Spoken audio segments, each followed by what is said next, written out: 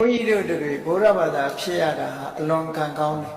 ။ဘာဖြစ်လို့ကံကောင်းတယ်လဲလို့ဆိုရင်တရားကလွဲမှားတာမရှိလို့ကံကောင်းတာ။လှုပ်တာမလှုပ်တာကိုယ်တောင်နော်။ဘုရားဟောတဲ့တရားကလွဲမှားမှုလုံးဝမရှိဘူး။ကိုမလှုပ်လို့ရှိရင်ကောင်းတာကိုမလှုပ်ရင်ကိုမရမှာပဲရှိတယ်။ဆိုးတာတွေကိုကိုမရှောင်လို့ရှိရင်ကိုပဲဒုက္ခရောက်မှာတယ်။မြတ်စွာဘုရားသခင်ကိုရောမြတ်ကဟောတယ်သဗ္ဗပါပတ္တအာဂရဏံကုသလတုပတံပရအကုသိုလ်မှန်သမျှမလုံးနဲ့ကုသိုလ်မှန်သမျှမိမိတဏ္ဍာမှာပြည့်စုံအောင်လုပ်တခြားဘာသာတွေနဲ့လုံးဝမတူဘူးဘုရားဘာသာမှာလှုပ်တဲ့အကုသိုလ်ရဲ့လို့မရှိဘူးလှုပ်ရမယ့်အကုသိုလ်ဆိုတာမရှိဘူးမလှုပ်ရဘူးပဲဟောတယ်အကုသိုလ်မလှုပ်